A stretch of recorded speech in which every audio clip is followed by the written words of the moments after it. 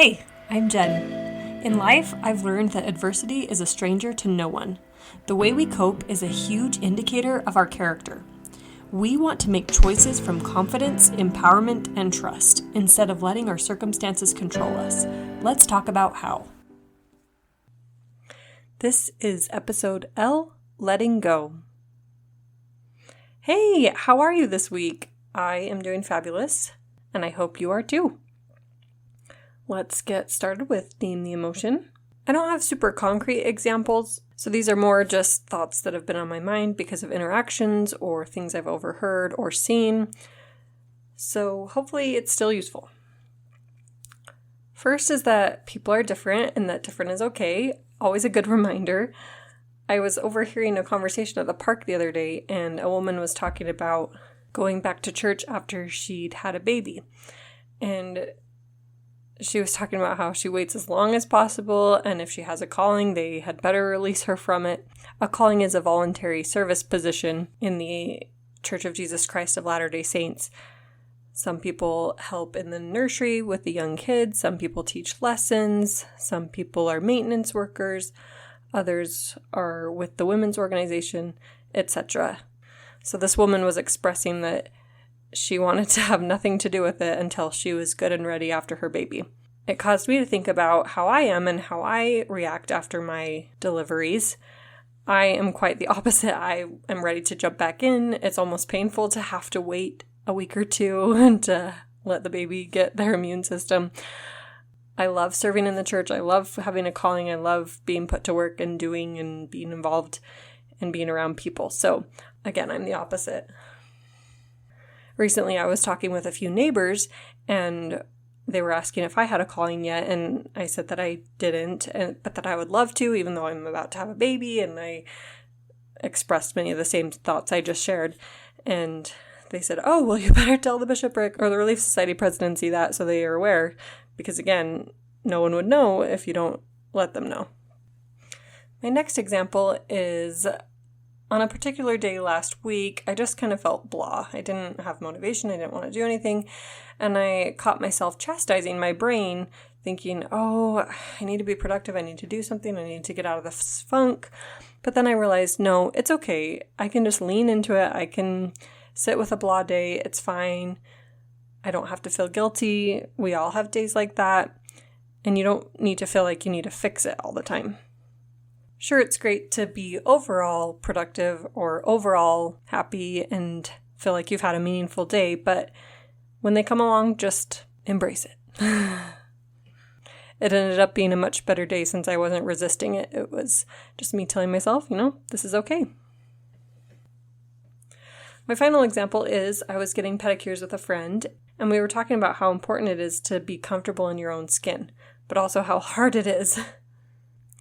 Again, I'm in this new neighborhood and I joined a play group, and I seem to be the one that's always texting and instigating and asking what park we're going to meet at, so on and so forth. I had to overcome that initial judgment of myself that I was being too forward or too annoying. I know we'll never be perfect at it, but I know that I'm a lot more comfortable in my own skin than I used to be. So if you find yourself feeling uncomfortable about yourself around others, maybe that's an area you can work on. Okay, on to my list for the week.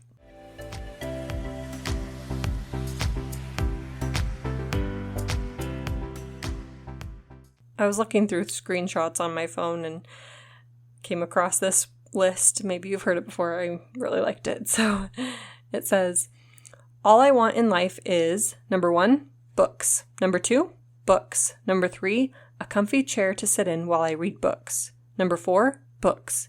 Number 5, money for books. Number 6, a library full of books. Number 7, bookmarks. Number 8, books. Number 9, a man who reads books. Number 10, stacks of books. Number 11, time to read books. Number 12, shelves for books. Number 13, books. Number 14, hot chocolate to drink while I read books. And number 15, books.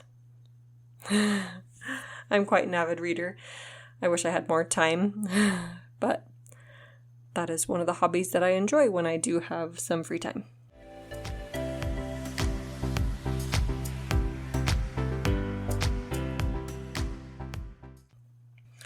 Okay, on to the topic for the week, letting go. I'm excited for this one. I've kind of been thinking about it, planning it for a while, so here it is. I'm going to start off with a quote, and this is by Nikki Banas from Walk the Earth. I'm not familiar with the reference, and it's a long one, but stay with me. She says, "At some point, you just have to let go and move on.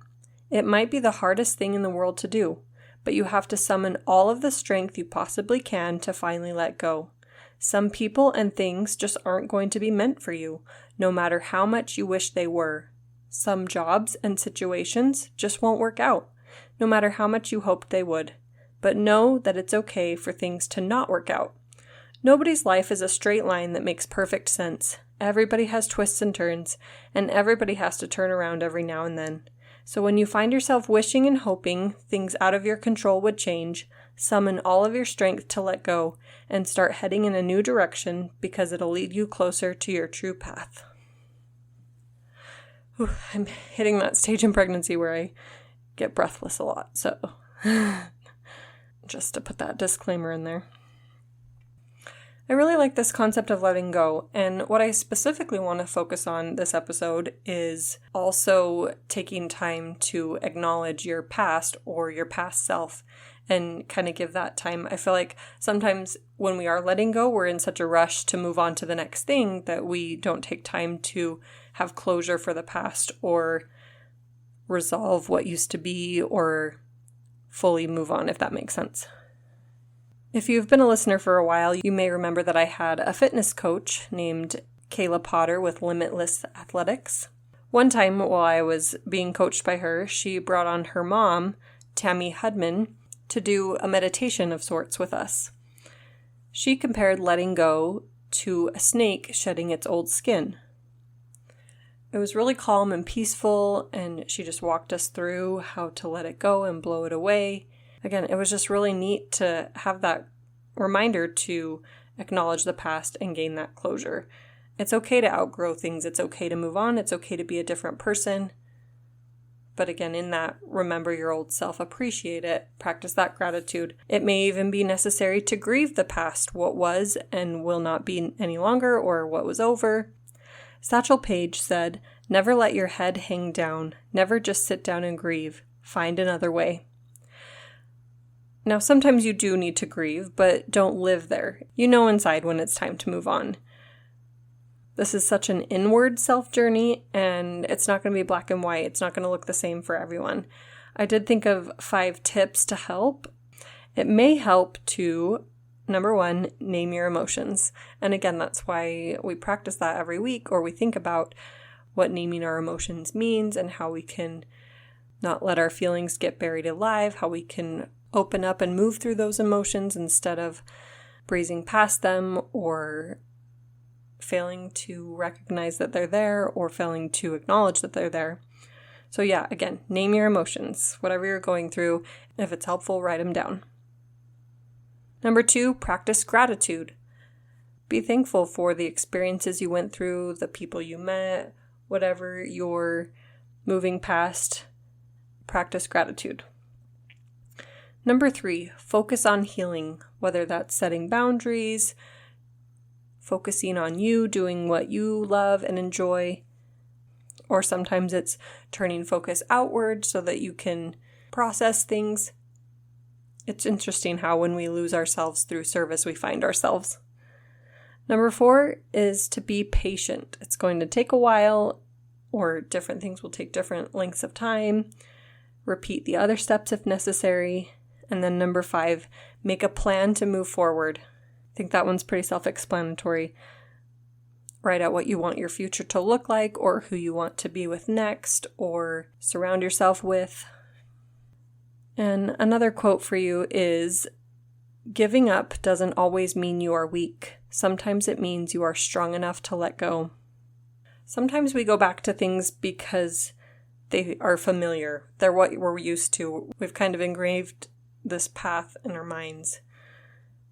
So a good question to ask ourselves is, does it feel good? Does it feel right? Or does it just feel familiar? And it's something we should be letting go.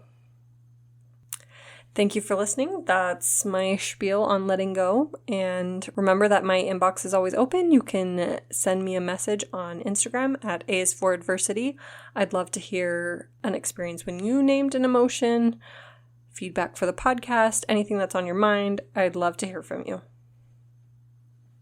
Thank you for joining me on the podcast today. You can find me on Instagram at A is for Adversity or email me at jenbank16@gmail.com. I'd love to hear from you.